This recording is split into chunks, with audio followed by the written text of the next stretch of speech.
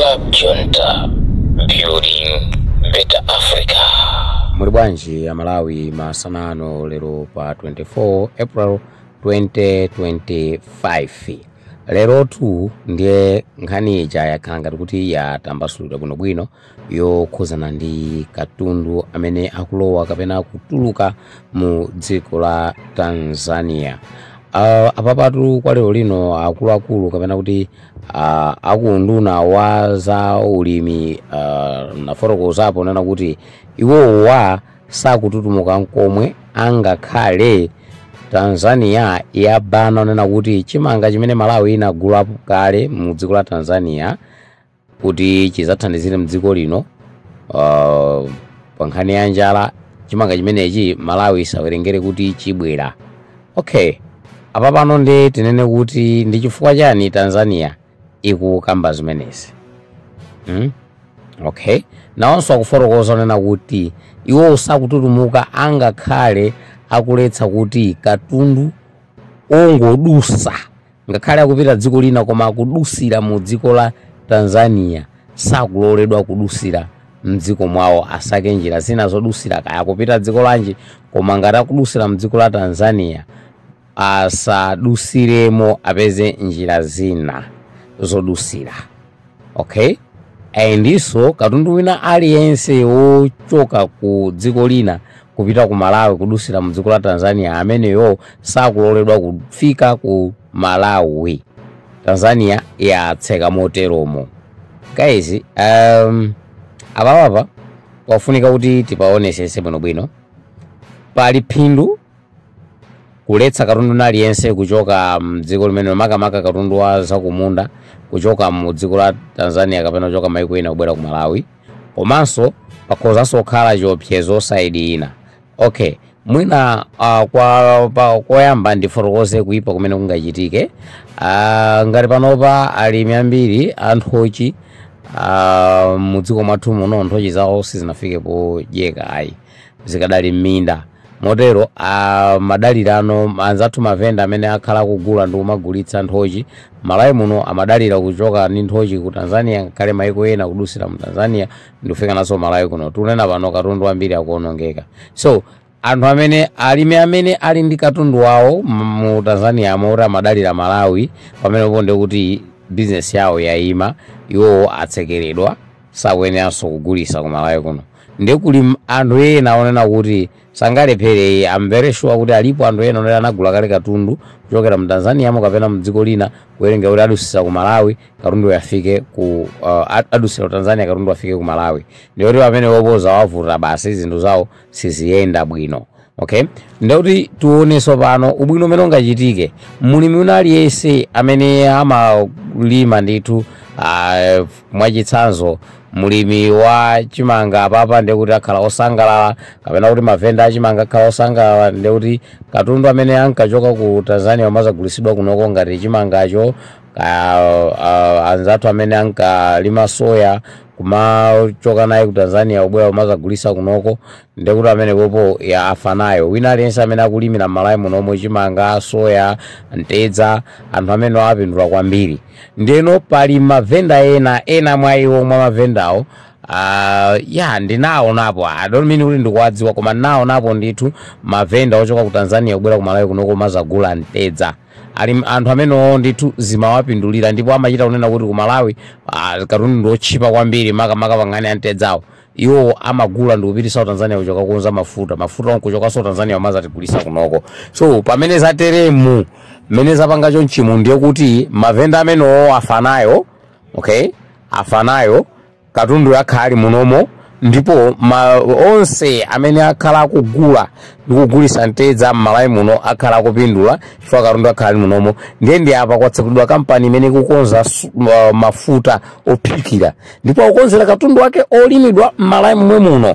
So iyoyo ndi phindu kwa alimi a Malawi muno chifukwa katundu wawo ndi azigulidwa ndithu momwe muno, kukonzeranso zinthu momwe muno, phindu izipezekaso momwe muno. Palibenso zoti kugula katundu ndikupita naye kunjayi.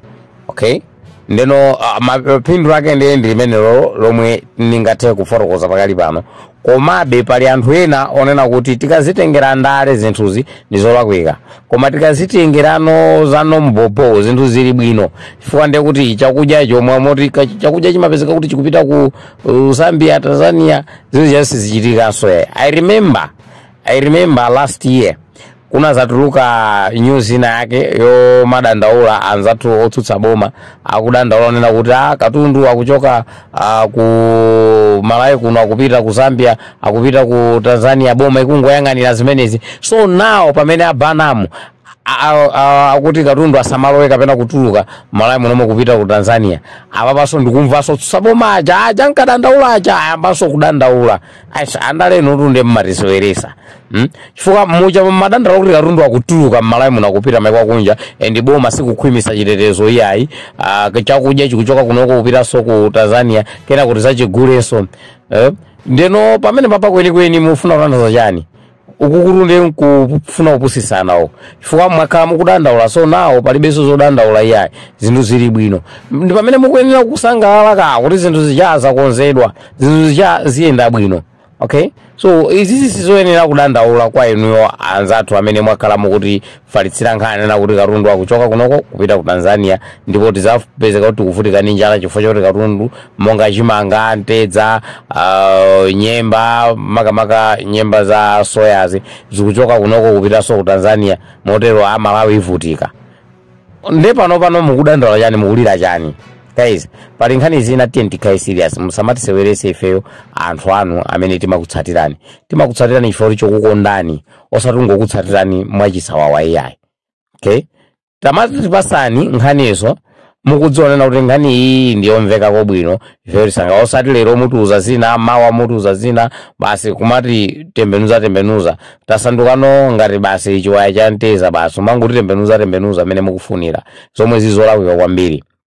Koma ndi bweranso ineyo ndi nkhani ina yokhudzana ndi Simplex Chichola amene panopa asainira deal ya 20 million US dollars imene tikaisintha makwacha ndi 36 billion Malawi kwacha. Ndrama iyi atenga pangongole ndicho linga choti akonzerense wa kumakanjira. So before ine kubwera ndi video, my question is, kodi nsewu wa makanjira ulipo ngati? Chifukwa ndikumbukira bwino lomwe 2023 kuna zapangidwa budget ya ndalama amene ndipo kunatengedwa ngongole ndithu ku Saudi Arabia uko yokwanaso 20 million imene inagwira ntchito anayitenga ncholinga kuti agwiritse ntchito kukonzera nsewu wa kumakanjirawo. So now ndikumvanso kuti dzuloli Simplex Chichola asainira deal ndithu ya ngongole imene atenga ya 20 million United States of America dollar yomwe akufuna zagwiritse ntchito pokonza nsewu wa kumakanjirawo.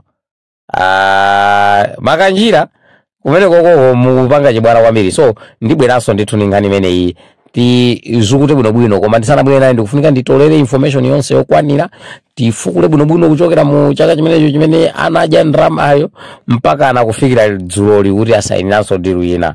Kana omwepo pangani subscribe kuti zambiri samakuponyeni pamene ndikubweranso ndi nkhani zina zosiyana, ndipo ndikamabweranso ndiyamba ndi nkhani ya Chichola. Koma imeneyi ndikufuna kuti ibwere mu video ndithu tichite kuzijambula, muchite kutiona ife tikulankhula kuti pasakhale ukayikirana kuna kulikonse. Ngati kuli kumangidwa ndimangidwa pothandizira dziko langa kufalitsa nkhani ina iliyonse imene kuchitika mdziko muno mopanda mantha wina lense ali ndi ufulu.